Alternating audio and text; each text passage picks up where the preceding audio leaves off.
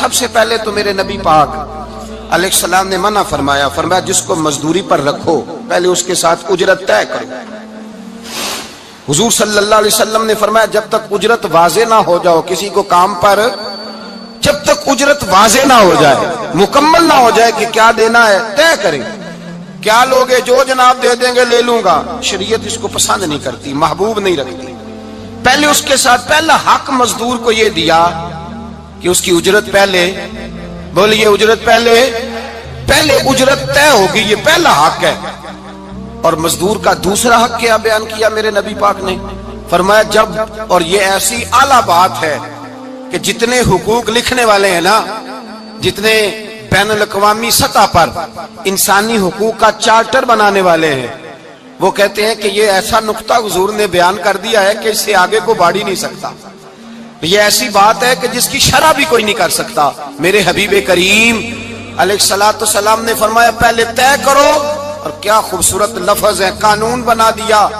فرمایا جب مزدور مزدوری کر لے تو اس کا پسینہ خشک ہونے سے پہلے اسے ادا کر دینا، اس کا پسینہ خشک ہونے سے پہلے اسے اس کی مزدوری دے دو۔ بیچارے نے محنت کی ہے، اپنے گھر جائے، یہ نہیں کہ اس نے مزدوری کیا تو تم نے کہا نہیں ادھر سے پینٹ صحیح نہیں ہوا، یہ تو لے جا 2000 اور پھر میں تیرا حساب کروں گا، ابھی ذرا میں چیک کرا لوں 2-4 لوگوں کو بلا کر کے، وہ فلاں جگہ سے نا ایک کونا خالی رہ گیا۔ اللہ سے ڈرنا چاہیے، اللہ سے ڈرنا چاہیے۔ اگر اللہ تبارک و تعالیٰ نے 2-1 آدمیوں کو ملازم آپ کا بنا دیا ہے تو پھر خیال ہونا چاہیے۔ ایک صحابی اپنے خادم غلام کو مار رہے تھے تو میرے نبی پاک تشریف لائے، فرمایا کیوں اسے مار رہا ہے؟ حضور غلطیاں بڑی کرتا ہے۔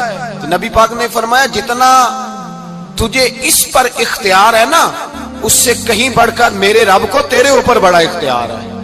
کہا حضور یہ بڑی غلطی کرتا ہے، میں آخر کتنا معاف کروں؟ تو حضور نے فرمایا اتنا معاف کر جتنا میرا رب تجھے معاف فرماتا ہے۔ پتہ ہے تیری صبح سے لے کر شام تک کتنی کوتاہیاں ہیں، درگزر کا حکم دیا۔ پہلا حق یہ دیا مزدوری طے کرو، دوسرا حق یہ دیا پسینہ خشک ہونے سے پہلے ادا کرو، تیسرا حق یہ دیا کہ اس سے درگزر کرو، غلطی ہو جائے تو درگزر کرو۔ تو یا رسول اللہ مزدوری کتنی دیں؟ میرے نبی پاک بخاری مسلم حضور سید عالم صلی اللہ علیہ وسلم نے فرمایا مزدور کا حق بیان کیا نبی پاک نے، اور ایک بات ارشاد فرمائی تو اس کے اندر کئی پہلو، ایک حدیث میں کئی پہلو بیان فرمائے۔ حبیب پاک نے فرمایا جیسا تم کھاتے ہو ویسا ہی اسے کھلانا۔ کوئی نہیں، آپ شاید سو رہے ہیں کچھ حضرات، جیسا خود کھاتے ہو ویسا ہی، بھئی بس ختم ہو گئی بات۔ اتنی بڑی بات کر دی سرکار نے۔ کبھی دیکھا ہے آپ نے کہ مزدور کو ایسے کھلایا جا رہا ہو جیسا مالک کھا رہے ہیں؟ حضور نے فرمایا بھئی مزدوروں کا حق یہ ہے کہ جیسا تم نے کھانا ہے ویسا اسے کھلانا ہے، اور فرمایا جیسا تم نے پہننا ہے ویسا اسے پہنانا ہے۔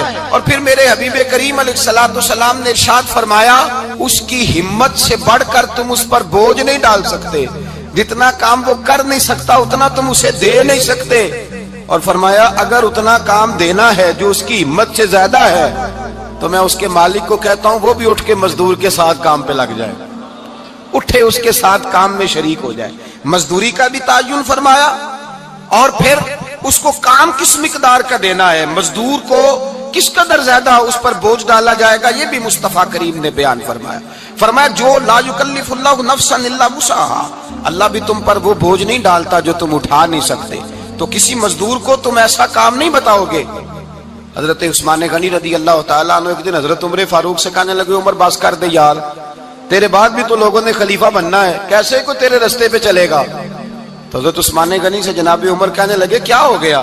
آپ فرمانے لگے کل میں دیکھ رہا تھا کہ لوگ باغ میں مزدوری کر رہے تھے اور آپ امیر المومنین ہو کے ان کا ہاتھ بٹا رہے تھے، ہاتھ بٹا رہے تھے۔ تو حضرت عمر کہنے لگے بوڑھے تھے، بیمار تھے، مزدوری کر رہے تھے تو پسینہ بہ رہا تھا، کیا ہو گیا اگر تھوڑا سا میں نے ساتھ دے دیا؟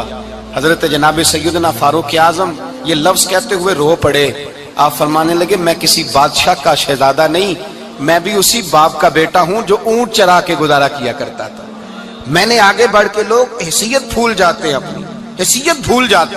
اللہ تبارک و تعالیٰ جب کچھ عطا کرتا ہے ان کا رویہ اپنے ماتحتوں کے ساتھ اتنا سخت اور جابرانہ آمرانہ ہو جاتا ہے، اس قدر زیادہ ان کے لب و لہجے میں کڑواہٹ آ جاتی ہے، اس قدر زیادہ ان کی طبیعتوں کے اندر سختی اور غرور بھر جاتا ہے کہ وہ احساس ہی نہیں کرتے کہ جو سامنے بیٹھا ہے وہ بڑا ایک دکھی انسان ہے اور وہ تکلیف میں ہے، وہ آزمائش میں اپنے آپ کو مبتلا سمجھ رہا ہے. حضرت ابو ذر غفاری رضی اللہ تعالیٰ عنہ فرماتے ہیں میں اپنے ماتحتوں کے حق میں بڑا سخت تھا، سخت تھی میری طبیعت، میرے غلاموں کی جرت ہی نہیں تھی کہ وہ میرے سامنے گفتگو کر سکیں اور ٹھہر بھی سکیں.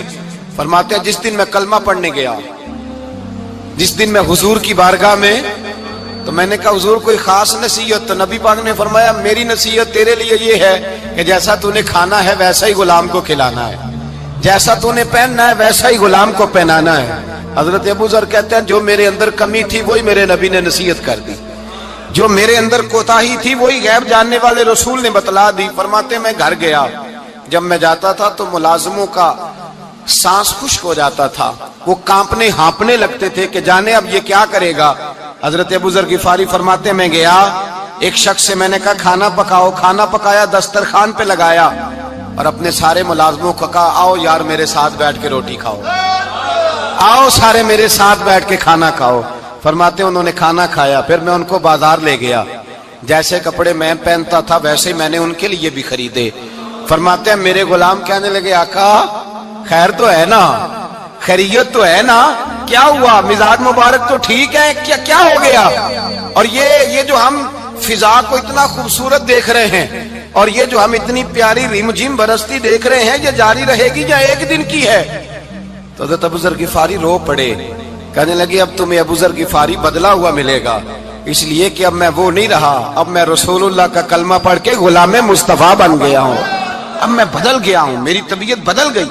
غلاموں کے حق میں حضرت مولا علی شیر خدا غلام کو لے کر کے گئے دکان پر، حضرت مولا علی غلام کو لے کر گئے کپڑے کی دکان پر، 2 جوڑے خریدے، ایک کم قیمت کا ایک زیادہ قیمت کا، ایک کم قیمت کا ایک زیادہ قیمت کا، 2 جوڑے خریدے. جب واپس لوٹے تو غلام سے کہنے لگے تو اپنا لے لے. غلام کو پتا تھا کہ اس زمانے میں ہوتا کیا تھا، اس نے کم قیمت کا جوڑا اٹھایا. حضرت علی فرمانے لگے عجیب آدمی ہے، یہ تو تیرا نہیں یہ تو میرا ہے. اس نے کہا حضور کس طرح سے؟ آپ فرمانے لگے تیرے لیے قیمتی جوڑا اس لیے خریدا ہے کہ تو جوان ہے، اور میں نے اپنے لیے اس لیے چھوٹا خریدا ہے کہ میں تو اب بوڑھا ہو گیا ہوں، مجھے تو حاجت نہیں. کہنے لگا حضور بوڑھے اور جوان کا مطلب نہیں، آپ علی ہیں.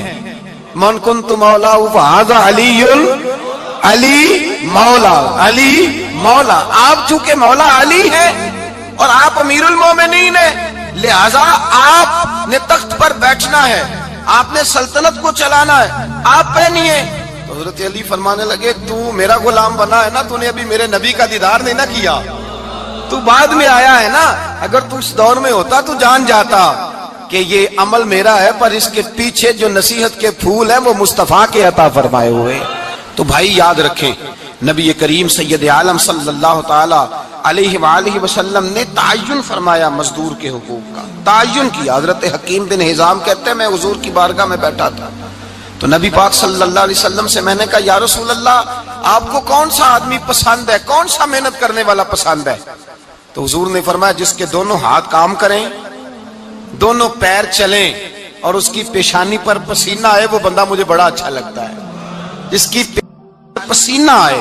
آج لوگ مزدوری نہیں کرتے، دائیں بائیں دیکھتے ہیں، لوگ اپنے اندر وہ توانائی، وہ غیرت، وہ خودداری پیدا نہیں کرتے.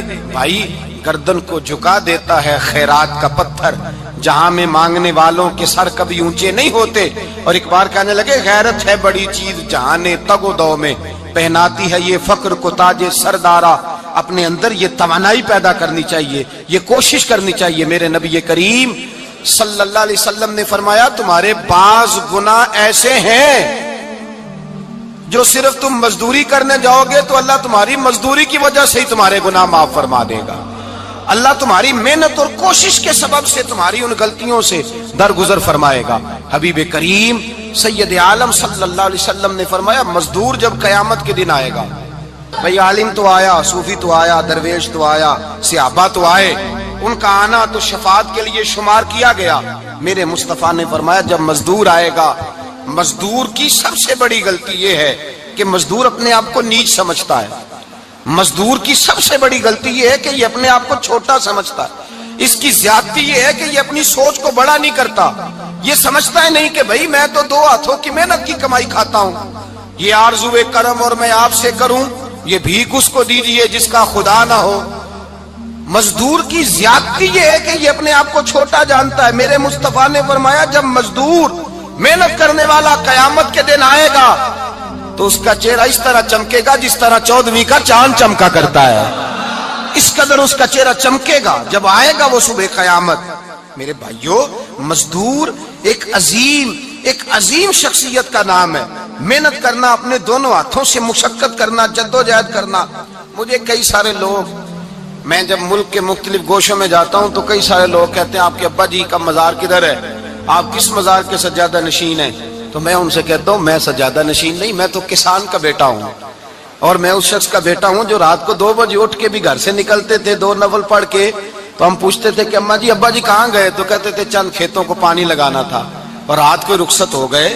فخر کی بات ہے، یہ اعزاز کی بات ہے، یہ اعزاز کی بات ہے۔ ہم نے ساری زندگی ان کے ہاتھ پہ چھالے دیکھے، لیکن بات لفظ زبان پر یہی دیکھی کہ بیٹا عزت والا وہی ہوتا ہے جو اپنے ہاتھوں سے محنت کر کے روزی کھایا کرتا ہے۔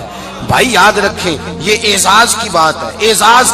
مزدور کا بیٹا فخر کرے، کسان کا بیٹا ناز کرے۔ وہ جو آدمی سویرے جاتا ہے ویلڈنگ کا پلانٹ لے کے کام کرنے، اس کا بیٹا ناز کرے۔ وہ جس کا باپ پھاوڑا چلاتا ہے، چھینی چلاتا ہے، تھوڑا چلاتا ہے، وہ ناز کرے۔